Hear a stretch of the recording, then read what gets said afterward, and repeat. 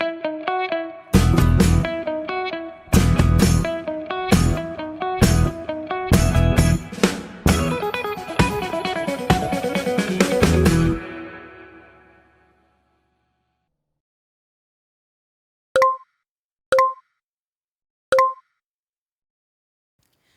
ప్రార్థన అనే కార్యక్రమానికి ప్రియ తల్లులందరికీ స్వాగతం. ప్రియులారా, ఈరోజు 16వ రోజు దేవుని వాగ్దానాన్ని మనం ధ్యానిస్తున్నాం. ద్వితీయోపదేశ కాండము 6వ అధ్యాయము 1వ వచనము 6 నుండి 9 వచనాలు, అలాగే కీర్తనల గ్రంథము 34వ అధ్యాయము 11 వచనము. ఇవి ఈరోజు మనం ధ్యానిస్తున్న అంశాలు. ప్రియులారా, చాలా విషయాలు తల్లి బిడ్డలకు నేర్పిస్తూ ఉంటుంది. అయితే ఎలా అన్నం తినాలి, ఎలా మాట్లాడాలి, ఎలా పడుకోవాలి, ఎలా బిహేవ్ చేయాలి, ఎలా పరిస్థితులను ఎదుర్కోవాలి, ఇలా అనేక రకాలుగా మనము మన బిడ్డలకు నేర్పిస్తూ ఉంటాం. అతి ముఖ్యమైనది ప్రభు ఏం నేర్పించమన్నాడో ఆ అంశాన్ని ఈరోజు మనము ధ్యానిస్తున్నాం. అడగకుండానే తల్లి బిడ్డలకు చదువు నేర్పిస్తుంది. కానీ బైబిల్ ఏం చెప్తుందంటే పిల్లలకు ఏం నేర్పించాలి అనంటే ద్వితీయోపదేశ కాండము 6వ అధ్యాయం 1వ వచనం పలుకుతుంది, ఇజ్రాయేలు నీ దేవుడైన యావేకు భయపడి నీ పిల్లలకు నీ కుమారులకు నీవు దేవుని ఆజ్ఞలు నేర్పించాలి అని వాక్యం పలుకుతుంది. 6 నుండి 9 వచనాలు మనం చూసినట్లయితే పిల్లరా, అక్కడ వాక్యం ఏం తెలియజేస్తుందంటే నా ఆజ్ఞలను మీరు పాటించాలి. మీరు వాగ్దాన భూమిలోకి వెళ్ళినప్పుడు మీ బిడ్డలకు దైవ భీతి నేర్పించాలి, దేవుని ఆజ్ఞలు నేర్పించాలి అని ప్రభు ఇజ్రాయేలు ప్రజలకు చెప్తున్నాడు. ఆయన ఏమంటున్నాడంటే మీరు ఇంట్లో ఉంటున్నప్పుడు, బయటికి వెళ్తుంటున్నప్పుడు, మీరు అన్నం తింటున్నప్పుడు, మీరు పడుకుంటున్నప్పుడు, మీరు ఏం చేస్తున్నా సరే దేవుని ఆజ్ఞలని, దైవ భీతిని మీ పిల్లలకు నేర్పించాలి అని ప్రభు తెలియజేస్తున్నాడు. అది మీ ద్వార బంధముల మీదను, నీ పురపు ద్వారముల మీదను దాన్ని రాసుకోవాలి. నీ నొదటి మీద బాసికము వలె దేవుని వాక్యమును నువ్వు రాసుకోవాలి. నీ ఇంట్లో ఎక్కడ చూసినా నీ బిడ్డలకు వాక్యం కనిపించాలి. ఎందుకంటే ఆ వాక్యము దైవ భీతిని బిడ్డలకు నేర్పిస్తుంది అని ప్రభు చెప్తున్నాడు. ఈరోజు ప్రియ తల్లి, ప్రతి ఒక్క తల్లి బిడ్డలకు నేర్పించాల్సింది ఏమిటంటే దైవ భీతి నేర్పించాలి అని ప్రభు ఆజ్ఞాపిస్తున్నాడు. అంటే బతిమాడటం లేదండి, ఆయన చెప్తున్నాడు నేను మీకు ఆజ్ఞాపిస్తున్నది ఏమిటి అంటే మీ బిడ్డలకు మీరు దైవ భీతి నేర్పించాలి అంటున్నాడు. కీర్తనల గ్రంథం 34:11 మనం చూసినట్లయితే వాక్యం ఇట్లా పలుకుతుంది, పిల్లలారా మీరు నా యొద్దకు రండి, నేను మీకు దైవ భీతిని నేర్పుదును అంటున్నాడు. చూడండి, నేను మీకు ఎట్లా మాట్లాడాలో నేర్పిస్తాను, ఎలా బట్టలు వేసుకోవాలో నేర్పిస్తాను, ఎలా తినాలో నేర్పిస్తాను అని కీర్తనకారుడు చెప్పట్లేదు. ఆయన ఏమంటున్నాడంటే మీరు నా యొద్దకు రండి, నేను మీకు దైవ భీతిని నేర్పిస్తాను అని ప్రభు పలుకుతున్నారు. పిల్లరా, చాలా రకాల బైబిల్లో మనము భయాలను చూస్తున్నాం. అంటే వాక్యపు వెలుగులో భయము అనే ఒక అంశాన్ని మనము ఈరోజు ధ్యానించబోతున్నాం. పిల్లరా, భయము అనేది మానవ సహజం. అంటే ప్రతి మనిషిలో భయం ఉంటుంది. కానీ ఆ భయము ఏ రకమైన భయము, ఆ భయము మన జీవితంలో ఏం చేస్తుంది, అది ఎక్కడి నుండి వస్తుంది అని ఒక మనిషికి తెలియకపోతే దానివల్ల చాలా అనర్థాలు, చాలా అపాయాలు, చాలాసార్లు పిల్లల దేవుడి దగ్గర నుంచి మనము దూరంగా వెళ్ళిపోతుంటాం. అందుకనే భయాలలో చాలా రకాలు ఉన్నాయి. భయము మనం చూస్తే పిల్లరా, నెగటివ్ ఫియర్ ఉంది, పాజిటివ్ ఫియర్ ఉంది, హెల్దీ ఫియర్ ఉంది, అన్హెల్దీ ఫియర్ ఉంది, గాడ్లీ ఫియర్ ఉంది, అన్గాడ్లీ ఫియర్ ఉంది, రైట్ ఫియర్ ఉంది, రాంగ్ ఫియర్ ఉంది. అంటే తప్పుడు అంశాల కొరకు భయపడుతుంటాం. అంటే దేనికి భయపడాలో మనకు తెలియకపోవటమే రైట్ ఫియర్, రాంగ్ ఫియర్ అంటున్నాం. టీచర్ కరెక్షన్ చేసేటప్పుడు this is correct, this is wrong అంటది కదండి. చాలామంది నాకు భయం వేస్తుంది అంటున్నప్పుడు ఈ భయము కరెక్టా రాంగా అని మనకు తెలియాలి. కొన్నిసార్లు మనం భయపడుతున్నప్పుడు ఇది మంచి భయమా, ఇది చెడు భయమా అని మనకు తెలియాలి. ఇది దైవ భయమా, దుష్టుడు కలగజేస్తున్న భయమా అని మనకు తెలియాలి. ఇది ఆరోగ్యకరమైన భయమా, లేక ఇది ఎలాంటి ఒక భయము అని ఒక మనిషికి ఎప్పుడు తెలుస్తుందంటే అసలు భయం గురించి బైబిల్ ఏం చెప్తుందో అది మొట్టమొదటగా మనకు తెలియాలి. పిల్లరా, 4 రకాల భయాలు మనం బైబిల్లో మనం చూస్తున్నాం. ఒకటి సహజమైన భయం, న్యాచురల్ ఫియర్ అంటాం. ఇది ప్రతి మనిషిలో ఒక డిఫెన్స్ మెకానిజం లాగా దేవుడు మనలో పెట్టాడు. ప్రతి మనిషిలో ఇది ఉంటుంది. ఇదేంటి అంటే మనిషి ప్రమాదంలో పడకుండా, అపాయంలో పడకుండా తన్ను తాను కాపాడుకోవడానికి ఈ ఒక ఇమోషన్ని దేవుడు మన లోపల పెట్టాడు. పిల్లరా, ఒక మనిషిలో చాలా రకాల ఇమోషన్స్ ఉంటాయి. ప్రేమ, జాలి, కరుణ, సంతోషంగా ఉండడము, ఇలా ఇవన్నీ కూడా మనిషిలోకి ఉన్న భావాలన్నమాట. ఈ భావాలలో కోపము కూడా ఒక భావమే ప్రియులరా. అలాగే భయము అనేది కూడా ఒక భావం ప్రియులరా. అయితే ఈ న్యాచురల్ ఫియర్ అంటే మనం ఏం చేస్తున్నామంటే మనిషిలో సహజంగా ఇది ఉంటుంది. ఇది ఒక ప్రొటెక్టివ్ ఫియర్ అన్నమాట ప్రతి మనిషిలో కూడా. చూడండి, అది జంతువులో కూడా ఉంటుంది. నాకేదైనా హాని కలుగుతుందంటే అవి భయపడతాయి, మనుషులు కూడా భయపడతారు. ఇంకా కొంతమందికి హైట్స్ అంటే భయం, కొంతమందికి నీళ్ళంటే భయం, కొంతమందికి యాక్సిడెంట్ చూస్తే భయం, కొంతమందికి రక్తం చూస్తే భయం. వీటిని పిల్లరా ఫోబియా అంటున్నాం. అంటే నీళ్ళని చూస్తేనే కొంతమంది చాలా భయపడుతుంటారు, లోతుని చూస్తే కొంతమంది భయపడతారు, చీకటిని చూస్తే కొంతమంది భయపడతారు. అంటే ఇలా రకరకాల ఫోబియాలు మనుషుల లోపల ఉంటాయి. ఇది న్యాచురల్గా మనుషుల లోపల కలుగుతున్న భయాలు.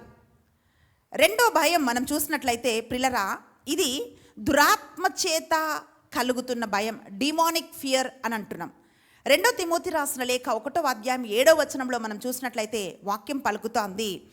పునీత పౌలు గారు తిమోతికి లేఖ రాస్తూ ఆయన చెప్తూ ఉన్నాడు, ఆయన అంటున్నాడు, అయ్యా, దేవుడు నీకు పిరికితనము ఆత్మను ఇవ్వలేదు కానీ శక్తియు, ఇంద్రియ నిగ్రహపు శక్తియు, ప్రేమను ఆయన నీకు ఇచ్చాడు అని చెప్పి పౌలు గారు తిమోతికి చెప్తున్నాడు. ఎందుకంటే తిమోతి భయపడుతున్నాడు అన్నిటికీ. అప్పుడు ఈ భయం దేవుడి దగ్గర నుంచి వస్తుంది కాదు అని మనము ఈ తల్లి ప్రార్థనలో ఒకరోజు అంశం చదివాం. Fear not, I'm with you అని తల్లులతో దేవుడు వాగ్దానం ఇస్తున్న అంశాన్ని మనం చదివామండి. ఈరోజు మనం ఏం చదువుతున్నామంటే ప్రిలరా, దైవభీతి అనే ఒక అంశాన్ని మనం చదువుతున్నాం. అయితే దురాత్మ నుంచి వస్తున్న ఈ పిరికితనం, ఇది ఒక మనిషికి సహజంగా వస్తున్న ఒక ఇమోషన్ కాదు, సైతాను ఒక మనిషి లోపల కలగజేస్తున్నది అన్నమాట. ఇది ఎందుకు మనిషి లోపల కలగజేస్తాడంటే ఆ మనిషిని కృంగదీయడానికి, ఆ మనిషికి చింత కలగజేయటానికి, ఆ మనిషికి భయం కలగజేయటానికి. దేవుడి ఉద్దేశం ఆ మనిషి జీవితంలో నెరవేరకుండా భయము అనే ఈ ఫియర్ని సైతాను వాడుకుంటాడు, ఈ భయాన్ని సైతాను వాడుకుంటాడు. అందుకే కొంతమంది పిల్లరా ప్రతి దానికి భయం భయం అంటారు, ఏది చూసినా వాళ్ళకి భయం. అయితే ఈరోజు మీరు వాక్యపు వెలుగులో మీరు ధ్యానించాలి, ఈ భయం ఎక్కడి నుండి వస్తుంది అంటే ప్రతి దానికి వాళ్ళకు భయం అన్నమాట. ఏది చెప్పినా వాళ్ళు భయపడుతూ ఉంటారు. పిల్లరా, దేవుడు ఏమంటున్నాడు అంటే దేవుని ఆత్మ పిరికితనం ఇస్తున్న ఆత్మ కాదు. ఇప్పుడు సర్జరీకి వెళ్ళాలి, డాక్టర్ చెప్తాడు అంటే న్యాచురల్గా నాకు ఏమవుతుందో అని ఒక భయం, అది సహజంగా ఉంటుందండి. కానీ దానికి మించి భయం అనమాట. ఒకరోజు ఒక సహోదరి చెప్తుంది, అక్క చాలా ఇయర్స్ అయింది డాక్టర్ నా కంటికి సర్జరీ చేసుకోమన్నారు, కానీ నేను వెళ్ళలేదు ఎందుకంటే నాకు భయం అక్క. అది ఇప్పుడు పెరిగి పెద్దదైపోయింది, ఇప్పుడు ఆమె చాలా ఇబ్బంది పడుతుంది. అంటే పిల్లరా, ఇలా చాలామందికి తెలియదు ఈ భయం ఎక్కడి నుండి వస్తుందో అని. వాక్యం ఏం పలుకుతుందంటే అది మన విశ్వాసంలో ముందుకు వెళ్ళకుండా అంటే ప్యారలైజ్ అయిపోతారనమాట. ఇప్పుడు పక్షవాతం వచ్చిన రోగి ఎట్లా కదలకుండా మెదలకుండా ఎట్లా పడి ఉంటాడో అలాగే ఎవరిలో అయితే ఈ సైతాను ద్వారా భయము కలుగుతుందో పిల్లరా, వాళ్ళు దేవుని కార్యాలు వాళ్ళ జీవితంలో చూడకుండా వాళ్ళు అక్కడే ఉంటారు. ఎన్ని సంవత్సరాలైనా అక్కడే ఉంటారు, అదే పని చేస్తుంటారు. కారణం ఏంటంటే ముందుకు వెళ్ళాలి అని అంటే వాళ్ళకు భయం. సైతాను భయంలో వాళ్ళని బంధిస్తాడు. అలాగే వాళ్ళు సంతోషంగా ఉండలేరు, ఆ సంతోషాన్ని దుష్టుడు బంధిస్తాడు. ఎప్పుడు భయంతో అనుమానంతో వాళ్ళు బతుకుతుంటారు. కనుక ఈరోజు వాక్యం ఏం చెప్తుంది అంటే బంధకంలో వాళ్ళు ఉండిపోతారు. ప్రియబిడ్డ, ఈరోజు బంధకంలో నీవు ఉన్నావా? సంతోషం లేకుండా నీవు ఉన్నావా? లేక విశ్వాసంలో ముందుకు అడుగు వేయలేకుండా ఉన్నావు అని అంటే ఈ భయము దేవుడి నుంచి వస్తున్నది కాదు, అది సైతాను నీ లోపల కలగజేస్తున్న భయం. ప్రియులరా, 3వ భయం మనం ఏం చూస్తుంటున్నాము అంటే పిల్లరా, 1 సమూయేలు గ్రంథం 17వ అధ్యాయము 11-24 ఈ 2 వచనాలు మీరు చదవండి. అక్కడ వాక్యం ఏం పలుకుతుందంటే అంటే సైతాను కలిగించే భయానికి ఒక చక్కటి ఉదాహరణ అది. 1 సమూయేలు గ్రంథము 17వ అధ్యాయము 11 అలాగే 24 ఈ 2 వచనాలు మీరు చదివితే అక్కడ సైతాను కలిగించే భయానికి కరెక్ట్ యాప్ట్ ఎగ్జాంపుల్ అన్నమాట. గొలియాతు ఇజ్రాయేలు ప్రజలందరినీ భయకంపితులను చేస్తున్నాడు. అప్పుడు మనం ఏం చూస్తున్నామంటే గొలియాతును చూసినప్పుడు సౌలు భయపడుతున్నాడు.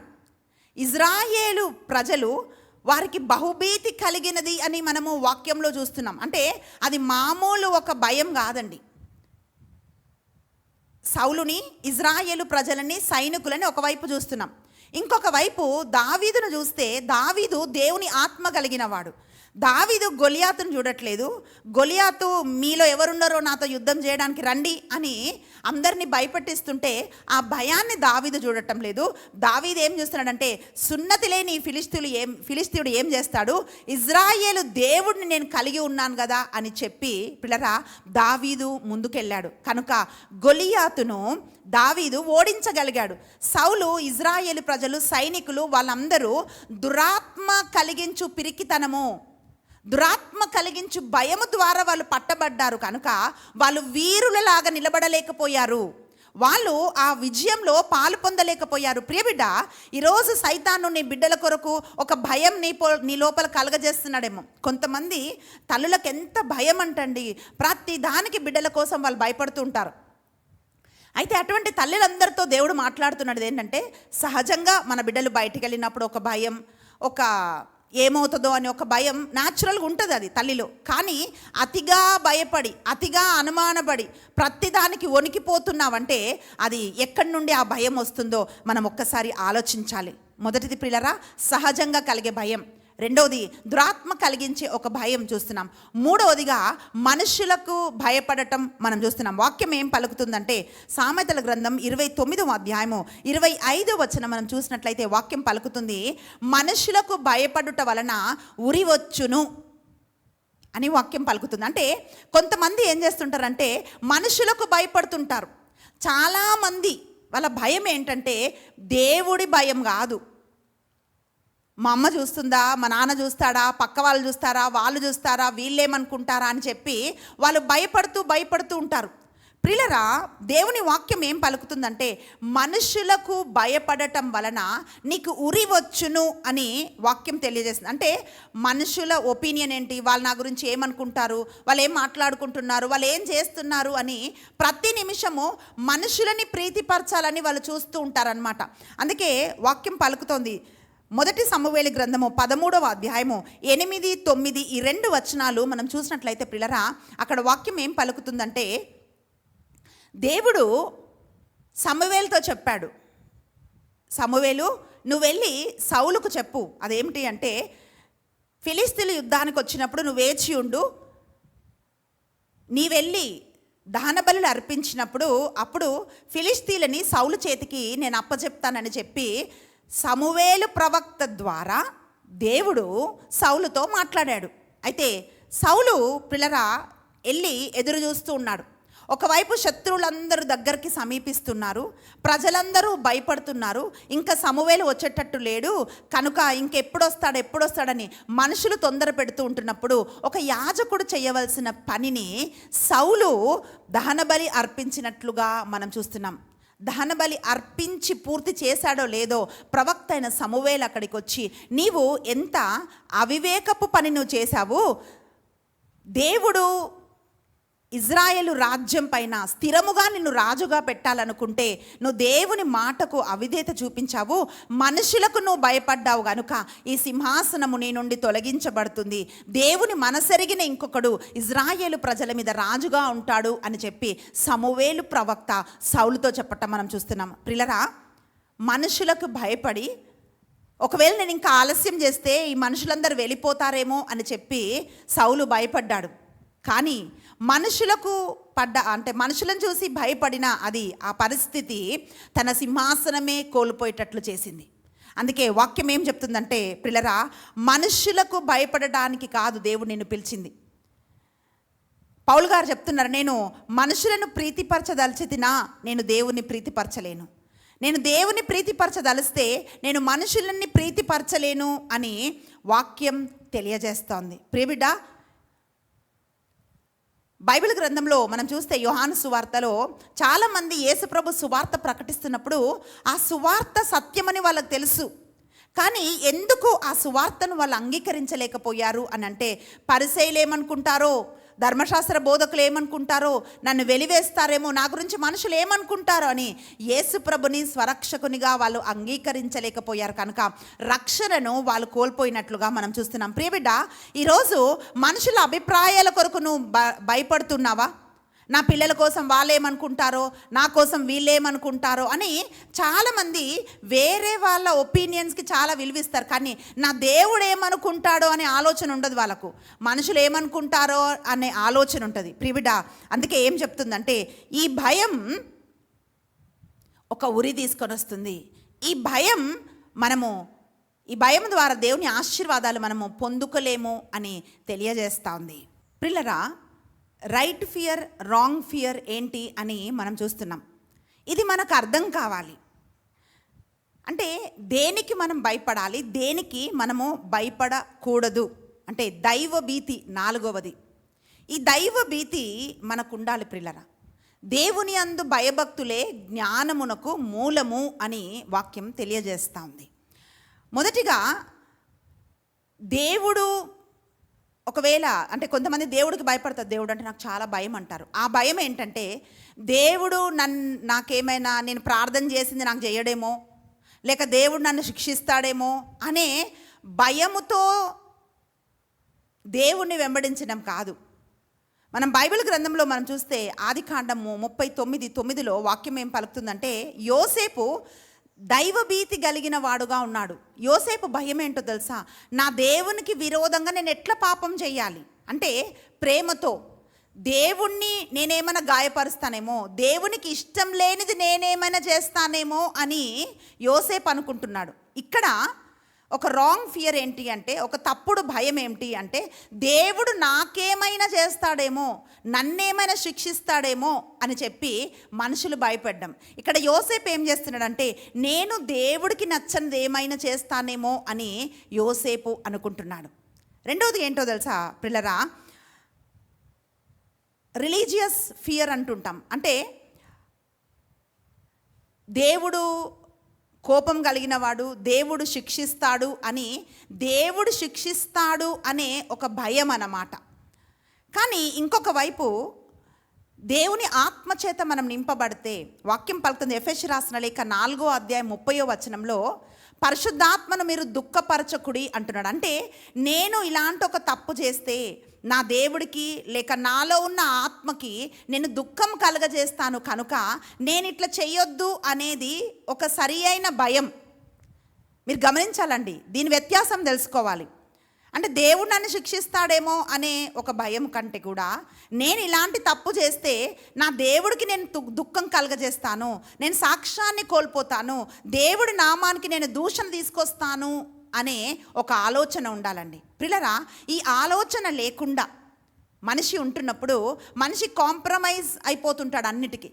అంటే చూడండి, కొన్నిసార్లు మనము మనుషులని ప్లీజ్ చేస్తూ ఉంటాం కదా, అప్పుడు ఏంటంటే మనుషులు ఏమనుకుంటారని వాళ్ళ కోసం మనం బ్రతుకుతుంటాం. వాళ్ళ కోసము తాగుతుంటారు, వాళ్ళ కోసం తింటుంటారు, వాళ్ళ కోసం పరిచయాలు పెట్టుకుంటారు. నేను అంటే ఇది నో అని చెప్పలేరు, ఇది దేవుడికి ఇష్టం కాదు, ఈ పని చేయొద్దు.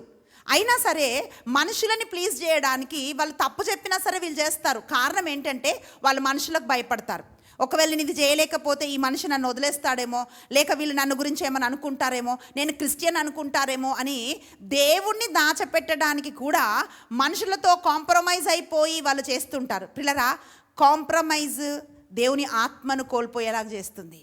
కాంప్రమైజ్ మనిషి అవుతున్నప్పుడు దేవుడి చిత్తం ఆ మనిషి జీవితంలో నెరవేర్చబడదు. అందుకనే మనుషుల్ని ప్రీతిపరచాలని మనం చూడకూడదు. ఏది సరి అయిన భయం, ఏది సరి అయిన భయం కాదో ఇది మనిషికి తెలియాలి. లేకపోతే ఎవరైనా ఏదైనా చెప్పగా అవునవును ఇదంతా కరెక్టే అంటారు. వాళ్ళకి లోపల తెలిసి ఇది కరెక్ట్ కాదు అని, అంటే అది కరెక్ట్గా వాళ్ళు వివేచించలేకపోతారు.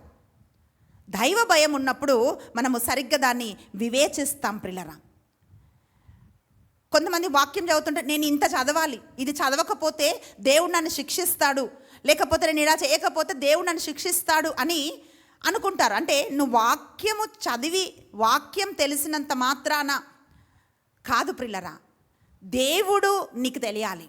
వాక్యం ఎంత తెలుసా ముఖ్యం కాదు, చదివిన వాక్యంలో నువ్వెంత దేవుణ్ణి ప్రేమిస్తున్నావు, ఎంత దేవుణ్ణి గ్రహిస్తున్నావు అనేది చాలా ముఖ్యమైనది. మనము ఇజ్రాయేలు ప్రజలు వాగ్దాన భూమిలోకి వెళ్తున్న ఒక సంఘటన మనం పరిశీలిస్తే సంఖ్యాకాండం 14వ అధ్యాయం మొత్తం మీరు సమయం ఉన్నప్పుడు మీరు చదవండి పిల్లరా. 1 నుండి 7 వరకు మీరు వచనాలు చదివితే అక్కడ వాక్యం ఏం పలుకుతుందంటే, వాళ్ళు వాగ్దాన భూమిలోకి వెళ్ళలేకపోయారు. కారణం ఏమిటి అంటే పిల్లరా, అక్కడున్న మనుషులను చూసి వాళ్ళు భయపడ్డారు.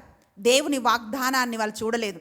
ఈ మనుషులు మాకేమైనా చేస్తారేమో అని చెప్పి వాళ్ళు భయపడినందువల్ల వాళ్ళు ఎవరు కూడా వాగ్దాన భూమిలోకి వెళ్ళలేదు. కేవలము యెహోషువ కాలేబు మాత్రమే వాగ్దాన భూమిలోకి వెళ్ళగలిగారు. ఒకవైపు దేవుడికి భయపడిన 2 మనుషులను చూస్తున్నాం, యెహోషువ కాలేబు. ఇంకొక వైపు మనుషులకు భయపడి, అమ్మా వీళ్ళు మమ్మల్ని వాళ్ళ ముందు మేము మిడతల్లాగా ఉన్నాం, మేము ఏ పాటి వాళ్ళము అని చెప్పి మనుషులను చూసి భయపడిన వాళ్ళు ఎవరు కూడా వాగ్దాన భూమిలోకి వెళ్ళలేరు. ప్రియబిడ్డ, ఈరోజు నీ భయం ఎక్కడి నుండి వస్తుంది? 4 రకాల భయాలు మనం చూస్తున్నాం. ఒకటి సహజమైన భయం, అది ప్రతి మనిషిలో ఉంటుంది, అదొక డిఫెన్స్ మెకానిజం ప్రతి మనిషిలో. రెండవదిగా పిల్లరా, అది డిమానిక్ ఫియర్, దురాత్మలు మనలో కలగజేస్తున్న ఒక భయం, అది ఎప్పుడు వెంటాడుతూ ఉంటుంది. మూడవదిగా మనుషులకు భయపడుతూ ఉంటాం, అంటే ఆ మనిషి ఏమనుకుంటాడో ఈ మనిషి ఏమనుకుంటాడో అని మనుషులకి మనం భయపడుతూ ఉంటాం. 4వ భయం మనం చూస్తున్నాము, ఇది దైవ భీతి. అందుకే కీర్తన 34:11 మనం ఏం చూస్తున్నామంటే, పిల్లలారా మీరు నా యొద్దకు రండి, నేను మీకు దైవ భీతిని నేర్పిస్తాను. ప్రతి తల్లి ఏం చెప్పాలంటే, అయ్యా దేవుడు నిన్ను కొడతాడు అని చెప్పొద్దు. అయ్యా నువ్వు దేవుడిని ప్రేమిస్తున్నావు కనుక నువ్వు దేవుడికి ఇష్టం లేని పనులు నువ్వు చేయొద్దు అని చెప్పాలి. పరిశుద్ధాత్మకు దుఃఖం కలుగుతుంది కనుక అలా చేయొద్దు. నువ్వు దేవుని బిడ్డవు కనుక దేవుని సాక్ష్యం నువ్వు కాపాడాలి. దేవునికి నువ్వు భయపడి బ్రతికినప్పుడు దేవుడు నిన్ను ఆశీర్వదిస్తాడు, ఉన్నతంగా లేవనెత్తుతాడని తల్లులు బిడ్డలకు నేర్పించాలి. మనుషులకు కాదు భయపడాల్సింది, పరిస్థితులకు కాదు భయపడాల్సింది, దేనికి కాదు భయపడాల్సింది కేవలం దేవుని వాక్కుకి, దేవునికి మాత్రమే మనం భయపడినప్పుడు ప్రియులారా అన్నిటినీ అధిగమించి దావీదులాగా గొలియాతును సంహరించి జయ జీవితము మనం జీవించగలుగుతాం. మనం చూస్తున్నామండి బైబిల్ గ్రంథంలో ఒక తల్లి, 2 తల్లులను మనం చూస్తున్నాం. వీళ్ళు దేవునికి భయపడి ఎలా వాళ్ళ ఆశీర్వాదం పొందుకున్నారో అని మనం చూస్తే పిల్లరా, నిర్గమకాండము 1వ అధ్యాయము 17వ వచనం మనం చూస్తున్నాం. అక్కడ నిర్గమకాండము 1వ అధ్యాయం 17వ వచనం మనం చూస్తే పిల్లరా, షిప్రా పువా అనే మంత్రసానులు 2 మనం చూస్తున్నాం. వీళ్ళిద్దరిని ఫరో పిలిచి వాళ్లకు ఒక పని అప్పచెప్పాడు. ఆ పని ఏమిటంటే, అమ్మా మీరు మంత్రసానులు కదా, హెబ్రీ స్త్రీలకు మీరు ప్రసవం చేయటానికి వెళ్తుంటున్నప్పుడు ఆ కాన్పు పీటలపైనే హెబ్రీ స్త్రీలకు పుట్టిన బిడ్డల్ని, మగపిల్లల్ని చంపేసేయాలి అని చెప్పి మంత్రసానులకు పిల్లరా ఒక పనిని పురమాయించాడు ఫరో రాజు. కారణం ఏమిటి అంటే, ఇజ్రాయేలు ప్రజలు వాళ్ళు విస్తరిస్తున్నారు, అధిక సంఖ్యంగా వాళ్ళు పెరుగుతున్నారు. కాబట్టి వీళ్ళు ఒకవేళ పెరిగిపోతే మా శత్రువులతో కలిసి, శత్రువులు మా పైకి వచ్చినప్పుడు వాళ్ళతో కలిసి మాతో యుద్ధం చేస్తారేమో, వీళ్ళని ఎట్లయినా నాశనం చేయాలని చెప్పి ఫరో ఒక యోచన చేసి ఈ 2 మంత్రస్థానాన్ని పిలిచాడు. పిల్లరా, ఒక ఫరో రాజు శాసనం అంటే దాన్ని ధిక్కరిస్తే వాళ్ళకు మరణమే. మామూలుగా అయితే వాళ్ళు మనిషికి భయపడాలి, అధికారానికి భయపడాలి, రాజుకు భయపడాలి. కానీ మనం ఏం చూస్తున్నామంటే పిల్లరా, రాజాజ్ఞకు వాళ్ళు భయపడలేదు, ఆయన ప్రాణ భయానికి ప్రాణం పోతుందేమో అని షిప్రాపు వాళ్ళు భయపడలేదు. మనం ఏం చూస్తున్నామంటే వాళ్ళు దేనికి భయపడలేదు, కానీ వాక్యం ఏం పలుకుతుందంటే వాళ్ళు దేవుడికి భయపడ్డారంట.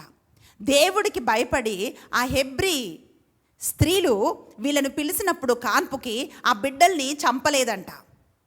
వాక్యం ఏం పలుకుతుందంటే, ఫరో పిలిచి వాళ్ళని అడుగుతున్నాడు, అమ్మా మరి నేను మీకు ఈ పని అప్పచెప్పాను కదా, ఎందుకు హెబ్రీ పిల్లల్ని మీరు చంపలేదు అన్నప్పుడు వాళ్ళు ఏమంటున్నారంటే, ధైర్యంగా వాళ్ళు సమాధానం ఇస్తున్నారయ్యా, హెబ్రీ స్త్రీలు ఐగుప్తు స్త్రీల వంటి వాళ్ళు కాదు, వాళ్ళు చురుకైన వాళ్ళు, వాళ్ళు అంటే ఇలా లేజీగా బద్ధకంగా ఉండేవాళ్ళు కాదు, వాళ్ళ కళ్ళ ముందు వాళ్ళు ఉన్నప్పుడు వాళ్ళ బిడ్డల్ని మేము చంపలేము అని చెప్పి షిప్రా పువ్వ చెప్తున్నారు. కానీ ప్రియులారా, వాళ్ళు ఎందుకు చంపలేదు బిడ్డలని అంటే మనం ఏం చూస్తున్నామంటే, నిర్గమకాండము 1వ అధ్యాయం 21వ వచనంలో మనం చూసినట్లయితే వాక్యం ఏం పలుకుతుందంటే, వాళ్ళు దేవునికి భయపడిరి అని మనం వాక్యం చూస్తున్నాం. కనుక వాక్యం ఏమంటుందో తెలుసా, దేవుడు వాళ్ళ దైవ భీతిని చూసి షిప్రా పువ్వా ఒక తరాలను దీవించాడంట.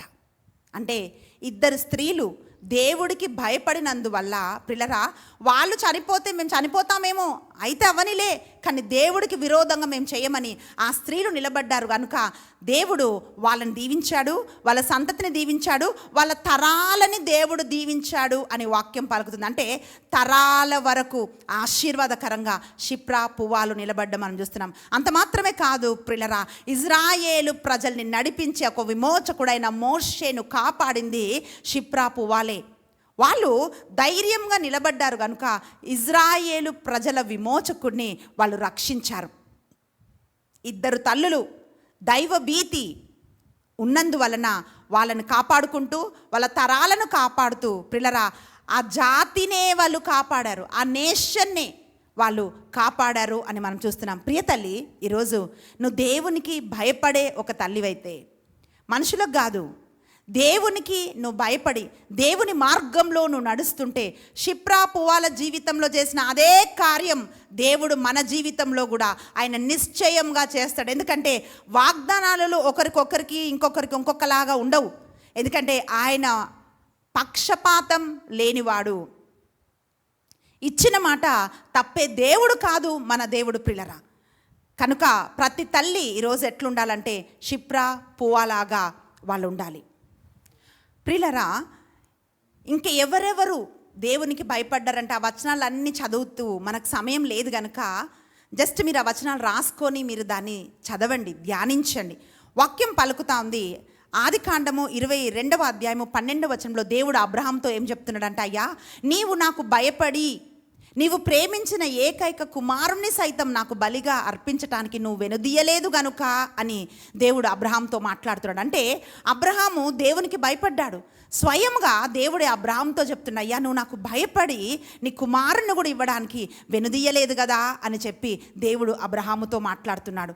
ఆదికాండము 48వ అధ్యాయము 18వ వచనంలో చూసినప్పుడు ప్రిలరా, యోసేపు తన సహోదరులతో అంటున్నాడు, అయ్యా ఈ తమ్ముడిని ఇక్కడ పెట్టి వెళ్ళడానికి మీరేం భయపడకండి, నేను దైవ భయం కలిగిన వాణ్ణి, తమ్ముడికి నేనేమి హాని చెయ్యను అని చెప్పి యోసేపు తన సహోదరులతో మాట్లాడడం మనం చూస్తున్నాం. ఆదికాండము 48వ అధ్యాయం 18వ వచనం. పిల్లరా, నిర్గమాకాండము 18వ అధ్యాయము 21వ వచనంలో ఇత్రో మోషే మామ మోషేతో ఏం చెప్తున్నాడంటే, అయ్యా ఉదయం నుంచి సాయంత్రం వరకు వీళ్ళకు న్యాయ తీర్పు తీర్చి నువ్వు అలసిపోతున్నావు కనుక వీళ్ళందరి మీద నువ్వు న్యాయాధిపతులను ఏర్పాటు చేసుకోమని చెప్తున్నాడు. వాళ్ళు ఎట్లుండాలి అంటే దైవ భీతి కలిగిన వారిగా వాళ్ళు ఉంటే వాళ్ళు ఇజ్రాయేలు ప్రజలకి వాళ్ళు న్యాయం చేస్తారు అని అంటున్నాడు. ప్రియబిడ్డ, మనుషులకు భయపడితే మనుషుల ముందు ఒకలాగా చేస్తాం, మనుషులు లేనప్పుడు ఒకలాగా చేస్తాం. కానీ ఎవరైతే దేవుడికి భయపడతారో వాళ్ళు ఎప్పుడు ట్రాన్స్పరెంట్గా ఉంటారు. ముందు ఒకేలాగుంటారు, వెనుకలు ఒకేలాగుంటారు. మనుషుల ముందు ఒకేలాగుంటారు, మనుషుల వెనుక ఒకేలాగుంటారు. కనుక ఆయన ఏమంటున్నాడంటే, నువ్వు నాయకులను ఎటువంటి వాళ్ళని నువ్వు ఎంపిక చేసుకోవాలంటే దైవ భీతి కలిగిన వాళ్ళని నువ్వు ఎంపిక చేసుకోవాలి అని చెప్పి ఇత్రో మోషేకి చెప్తున్నాడు. పిల్లరా, మామ అల్లుడికి సలహా ఇస్తున్నాడు.